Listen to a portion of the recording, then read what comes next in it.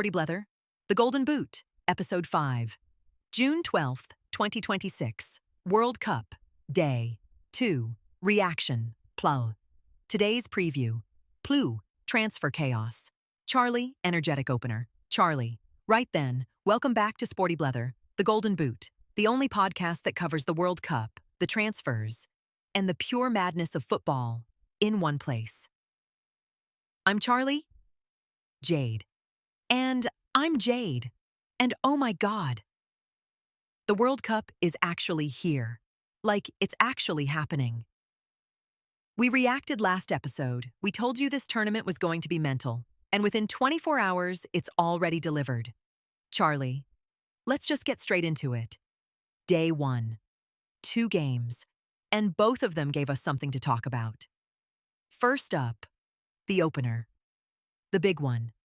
Mexico versus South Africa at the Azteca Stadium in Mexico City. Jade. And what a night that was.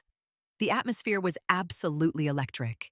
You had Shakira performing at the opening ceremony, fireworks, the full spectacle, and then the game itself did not disappoint. Charlie. Mexico won 2-0. Goals from Raul Jimenez. And I want to highlight this because this man nearly died on a football pitch a few years back when he fractured his skull playing for Arsenal. He fought back, rebuilt his career, and now he's scoring at a World Cup for his country in the opening game. At the Azteca, in front of his own people. Jade, that's the stuff of films. Jade. It genuinely made me well up watching it. The tears on his face, his family in the stands, the crowd going absolutely berserk. That's why we love football. That moment was everything. Charlie. And the second goal came from, correct me if I'm wrong, it was a finish that just put the game to bed. Mexico were dominant throughout. South Africa tried to press high early on, but Mexico's quality on the ball just wore them down. Jade. South Africa weren't a disgrace, though. They worked hard, had a couple of moments, but Mexico were just on a different level on the night. Charlie. Now here's where it gets really spicy. 3 red cards in the opening game. Jade. 3 in the opener. I couldn't believe it. Charlie. And the question everyone's been asking, were they right? Because the BBC ran a big piece on this today. Are referees getting tough at this World Cup? Are we about to see more red cards throughout the tournament? Jade. Look, from what I saw, the referee wasn't messing about. There were a couple of late challenges, a bit of South African frustration creeping in, and he just pulled the trigger. And I think FIFA have probably told officials to clamp down hard from day 1. Charlie. I actually think it sends a message early. You come in flying with 2-footed tackles? You're off. The World Cup is a festival of football. You can't have players getting scythed down. I'm with the ref on this one, even if it felt a bit harsh on South Africa in the moment. Jade. Agreed. 3 red cards in the opener. That's a World Cup record right there. History already being made. Charlie. And then, same day, different group.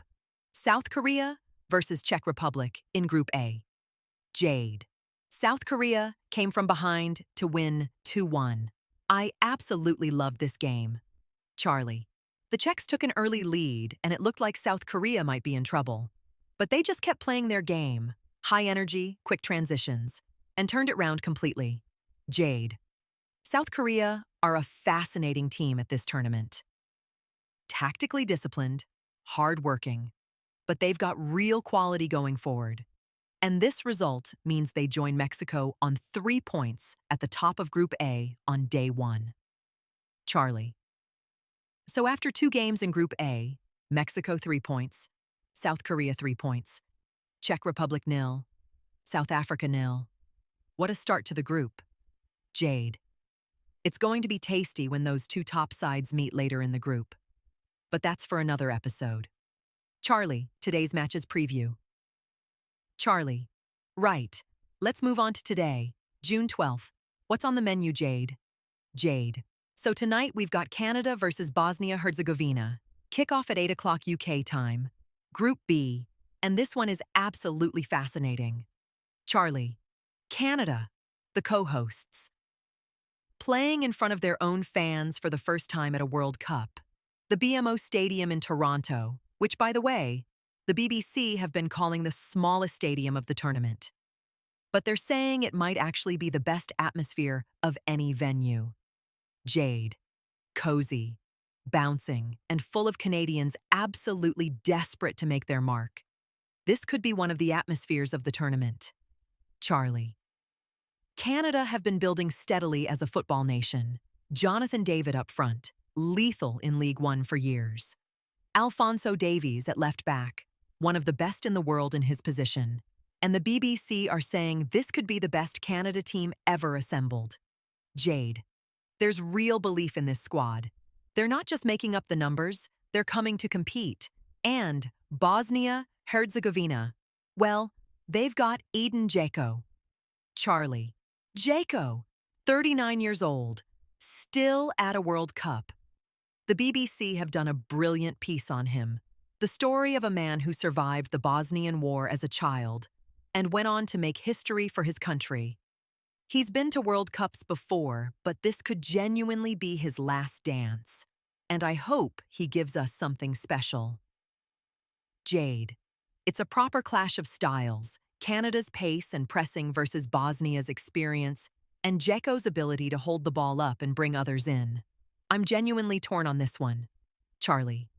My prediction. Canada edge it at home. Jonathan David gets on the score sheet. 2-1 Canada. But Bosnia make it uncomfortable. What do you reckon? Jade. I'll go Canada as well. But I think Dzeko scores a consolation. Just because football loves a fairy tale moment and he deserves one. Charlie. Agreed. Right. Before we get to the transfers, a quick word about Scotland. Jade. Oh, we have to. They play tomorrow. Scotland versus Haiti in Boston. Group C. And Faisal, our listeners, the Tartan Army are already there. And apparently, it is 31 degrees in Boston right now. Charlie. 31? The Tartan Army in those famous blue and white kits. Baking in New England heat. This is going to be a spectacle. Jade. There's a big concern around Scott McTominay. He had to travel separately with a doctor as a precaution. Hasn't been confirmed as fit yet. He is absolutely crucial to how Scotland play. If he doesn't start, it changes their whole dynamic. Charlie. Lawrence Shankland leads the line. We talked about him last episode. Scottish Premiership top scorer, a proper goal poacher. Haiti have named their squad, and their record scorer is Dukans Nazan, who plays in Scotland, so he's got a link to the country he's facing. Jade. There's even a story today about how Nazan recently escaped from Iran. Genuinely harrowing stuff. This is the kind of human drama that makes international football so much more than just a sport. Charlie. Scotland have to win this. Haiti are beatable, but in that heat, with potentially no McTominay and the pressure of a nation on their shoulders, nothing is guaranteed. Jade. One win could actually be enough to get Scotland through if the other results fall right. So let's hope Shankland fires tomorrow. Charlie. Come on, Scotland. Jade. Transfer window. Jade. Right. Transfer time. And we've got a big one to start with. Elliot Anderson. Manchester City had a massive bid rejected by Nottingham Forest. Charlie. Yes, and we're talking big money here. Reports suggest City's opening offer was in the region of £120 million.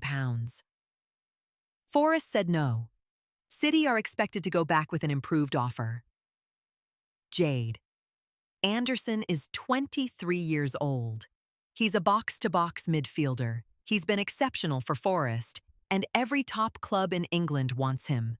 City made the first move, and Forest have basically said, "You're going to have to pay properly." Charlie. Manchester United are also lurking, so this could turn into a proper bidding war. Forest are in a strong position. They don't need to sell. If City want him, they'll have to break the bank. Jade. Now, Bernardo Silva. His contract at Manchester City expires at the end of June. He is leaving. Charlie. He is gone from City, essentially. And it's a two-horse race. Atletico Madrid and Real Madrid both want him. Barcelona have reportedly pulled out because they can't match the wages. And according to Fabrizio Romano, and let's be honest, if Romano says it, it's basically done. Real Madrid are in advanced talks over personal terms. Jade. Bernardo Silva to Real Madrid. That would be an incredible signing. One of the most technically gifted midfielders of his generation. City are going to miss him enormously. Charlie. Then we've got Lewis Hall, Newcastle's young left-back. He's only 21, he wants out of St. James's Park, and Manchester United are reportedly keen. Anthony Robinson of Fulham is also on their radar for that same left-back slot. Jade. United are clearly rebuilding under their new setup. Left-back is a priority. Hall is England international level. This makes a lot of sense. Charlie. Real Madrid are also looking at Josko Gvardiol at City. Their new boss, Jose Mourinho, apparently wants him as a defensive priority. That would weaken City further after losing Bernardo. Jade. Now. Danny Roll. And this is one you and I have been watching closely. The Rangers manager is reportedly on the verge of becoming the new Red Bull Salzburg manager. Charlie. This has come from multiple sources, and it's gaining momentum fast. Roll has done a brilliant job at Rangers, brought a style of play, a philosophy. He's been excellent in the Scottish Premiership. And Red Bull Salzburg is a very attractive proposition. It's a club with a clear identity, a pathway for young players, European football guaranteed. Jade. Rangers fans are going to be gutted if this happens. He's been one of the better managers they've had in recent years. But can you blame him? It's a step up. Germany, Austria, different level of football. Charlie. If Roll goes, Rangers have a big job on their hands finding a replacement, especially with Celtic dominating domestically and the pressure that comes with every managerial appointment at Ibrox. Jade. Watch this space. Could be confirmed very soon. Charlie. And quickly. Nico Williams. Arsenal are in the hunt for the Athletic Club and Spain winger. Liverpool, City, and United are also interested in the 23-year-old. He's been brilliant for Spain. He'll be at this World Cup, and his stock is only going to go up if he has a big tournament. Jade. That race is going to be expensive. Athletic Club won't let him go cheap. Charlie. Right. That's your transfer fix for today. Let's wrap this up. Outrow. Jade. Today's episode of Sportybleather The Golden Boot. World Cup reaction. Today's matches, Scotland preview, and transfer carnage. Charlie. If you've enjoyed it, please subscribe wherever you listen. Leave us a review on Apple Podcasts. It genuinely helps more than you'd think. Share it with a mate who loves football. Jade. Tonight it's Canada versus Bosnia. Tune in, watch it with someone, and come back tomorrow for our full reaction, plus Scotland versus Haiti. Charlie. For Jade, I'm Charlie. This is Sportybleather, the Golden Boot. The World Cup is here. It's already mental, and it's only getting better. Jade. See you tomorrow. Come on, Scotland. Charlie. Come on, Scotland.